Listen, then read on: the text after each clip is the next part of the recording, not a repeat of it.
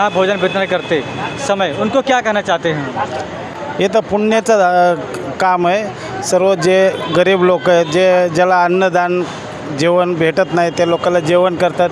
हे चांगलं काम करत आहेत आणि ह्याच्यासाठी चांगले सहयोग बी देतात आणि सर्वांना एकदम जेवणाची तृप्त करून अन्नदान केलं हे चांगली गोष्ट आहे.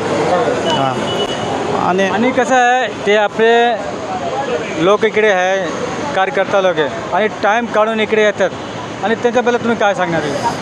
हे जे टाईम काढून येतात ना कार्यकर्ता लोक, त्यांचं अभिनंदन केलं पाहिजे, त्यांचं मनपूर्वक स्वागत केलं पाहिजे. ते जे काम आपले स्वतःचे कामं सोडून हे जे अन्नदान करतात, सर्व भोजन बनवतात आणि सर्वांना खाण्यासाठी व्यवस्था करून देतात, त्यांच्यासाठी धन्यवाद दिला पाहिजे त्यांना. आणि एक प्रेमाने सांगा, हे अन्नदान जे होतात इकडे घाट कोप्पल होता आणि कुठे कुठे पाहिजे असं मुंबईमध्ये पाहिजे, महाराष्ट्रामध्ये पाहिजे, कसं तुम्ही सांगता? नाही येतं काय आता कार्यकर्त्याच्या ह्याच्यावर असते ना. प्रत्येक जे कार्यकर्ते त्यांनी केलं तर काय चांगलंच असते. पण आता इकडे घाटकोपरला म्हणा, तिकडे पूर्वेला पश्चिमेला तिकडे पण होतात, माणिकलालला पण होतात, जेवण अन्नदान करतात.